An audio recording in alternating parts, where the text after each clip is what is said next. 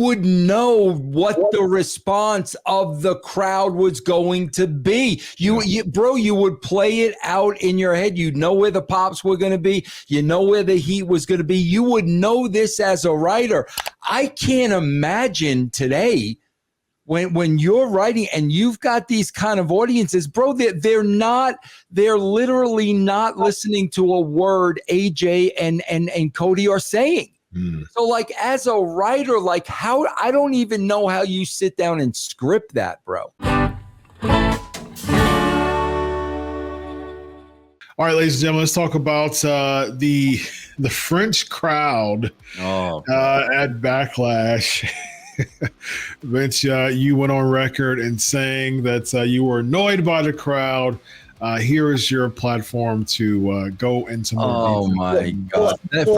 Go ahead, bro. Vince Johnson, I have not gotten to watch this yet, but I've seen some videos and I've heard some reactions, and I saw AJ sitting there and the camera shaking, and that seemed cool. But I'll let Vince take over because I did not watch it. Let me explain this to you because, bro, like right away, people are ready to jump down my throat, not taking a second to understand why is Vince saying what he's saying. Bro, you got to understand, when I watch television, wrestling, a comedy, Seinfeld, it doesn't matter what it is.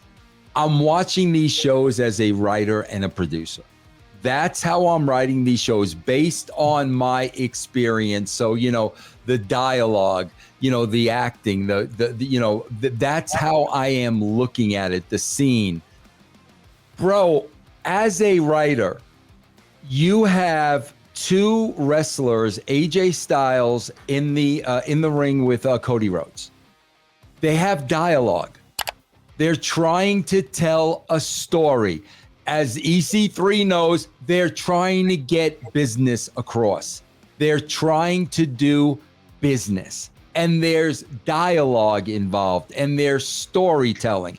And in the middle of all this, you got this entire crowd going into business for themselves. Now, I will say this, bro, and I am not a performer. To me, first and foremost, that is absolutely 1000% disrespect for the talent in the ring. They are trying to do their job. They are trying to tell a story. And it is more important for you as a crowd to get yourselves over. So you are totally disrespecting the talent in the ring. And then Chris, they have the nerve. Here's their argument with me. Oh, Vince, you don't know what you're talking about because you're from the States and you're not from here. This is what they do at soccer games. Bro, this ain't a soccer game. Okay, there aren't two guys that stop the soccer game and have a microphone and are cutting a promo. This ain't a soccer game, bro. You got two guys, two professionals in the ring trying to tell a story, but you trying to get yourself over as a crowd supersedes that story. And my God, bro, if you look at it any other way than that, you don't know what the frig you're talking about. And people, I've seen dirt sheet marks, bro, Hollywood. I seen them putting it over. Bro, keep putting it over. And the more you put it over, the more they're going to do that. And the more they do that, Chris, guess what? You got the tail wagging the freaking dog, bro. Yeah. I was intrigued. Like, I try to rationalize things all the time. And I was like, you know what? Here's the rational version of this is the first ever PLE for a French crowd. So they're super excited about it. Okay, I get that. I understand. And I really like the entrances too. Like Naomi's entrance in Backlash, it showed that with the live crowd, with the exciting crowd, her gimmick can work. It was really cool to see that. Randy Orton was fun, them singing. So the entrances and the intros, that gives the, wrestler revved up. It makes them excited. I'm cool with that. But the stuff during the matches was just annoying as ever. It was horrible to me. And here's the thing. As a producer, I can imagine the annoyance when it comes to that. And as a watcher, I'm like, man, I'm not there. You know what I mean? So you can't. So that's what made it annoying to me. I'm not a part of the crowd. I'm not in the crowd. I understand that a crowd hype and the crowd energy is different than the person watching. But at the same time, though, it don't get to the point of endorsing a crowd that it makes the viewer want to change the channel. You know what I mean? And so for me, when I was the 2 counts, and then after every 2 count, they start singing. During AJ Styles' match, they just start singing the Phenomenal song or whatever they have in France or whatever.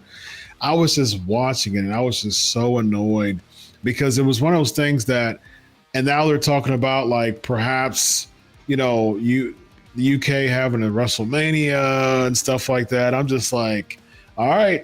I mean, look, you can do what you want there, and talk about the tail wagging the dog, man.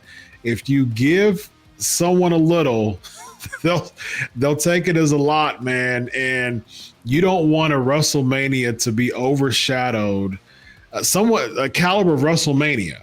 You don't want a WrestleMania weekend to be overshadowed by a UK crowd putting themselves over, because that's going to affect the upcoming Raw and the upcoming storylines, because it's going to be so blurry that you're going to lose sight of what you're trying to do with that WrestleMania pay-per-view. So that's my thoughts on it. EC3, I got a question for you when it comes to these crowds. Yeah, je ne parle pas français. Merci. Merci pour français. Here's one thing about France is they peaked before Napoleon invaded Russia. So go ahead. Very nice. Very nice. Thank you for that history lesson there. So when it comes to, say, for instance, you know, the energy of the crowd is really important, a really important part of a match, and the feel, and that's why you're painting the picture in the ring for the crowd to react in awe or boo it or whatever. So the French crowd of what you saw, would that be a crowd that you would endorse as far as getting energy from? Or would you want to really focus on, is that a distraction of painting the picture in the ring to get those ebbs and flows from the crowd that you want to basically present to them as a competitor?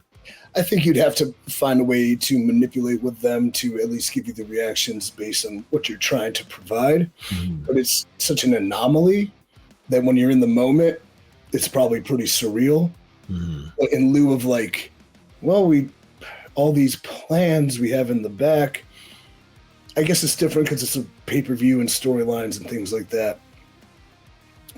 But you'd want to feed off the energy and kind of play with it, because if it's a novelty and a one-off, it's, well, that was fun. That was different. If it's a reoccurring thing, like, oh, God, dude, how am I going to main event WrestleMania in the UK if they're going to be singing freaking soccer songs the whole time? My moment's going to be overshadowed by them pounding, you know, harps and getting into fistfights and getting themselves over. I think the novelty's cool for the moment, but I think it could wear thin if it's a reoccurring thing. Mm-hmm. So, and I'd have to watch the show again to see how the talent interacted with it. I think the pros probably played along with it and kept them on track, at least for reactions.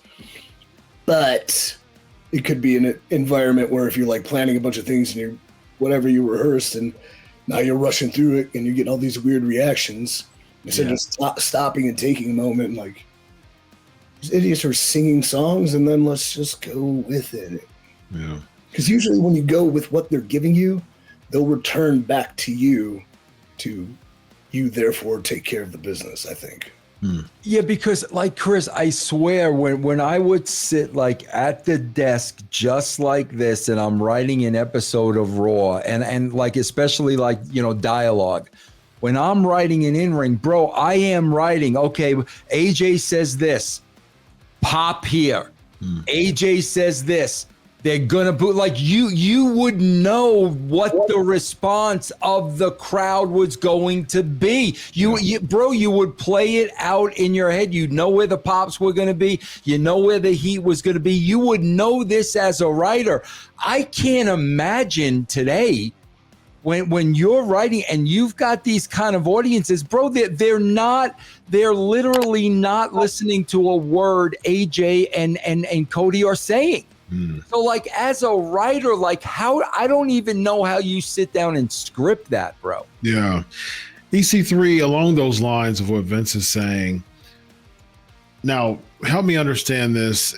Psychologically, this would make sense to me. As a heel, wouldn't it be a cool challenge for a heel to sit back there and say, man, I see this crowd doing what they're doing and put themselves over.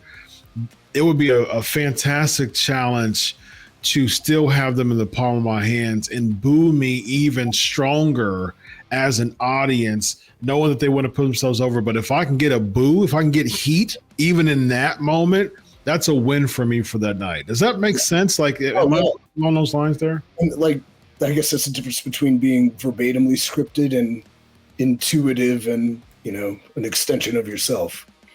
I think 100% if I was back there as a dastardly villain listening to them, I would go out with full intent to, like, I'm going to lure them on a trap and bring them along, and then I'm going to burn them, and then they're either going to go boo or they're going to like that. And I'm like, you like that? Well, you're going to really love what I have to say about this. And then, I think that's a great challenge, and that would be very exciting for me as a talent. So that's why I wasn't so object to the reaction, but I could see if it was a consistent thing, then what's the point? Yeah. All right, it's a show. I'm paid 7 figures, and you're going to sing. I'm going to sit in this stool and listen. Go have fun. This is great. I'm being paid. I don't give a. Go ahead. Enjoy.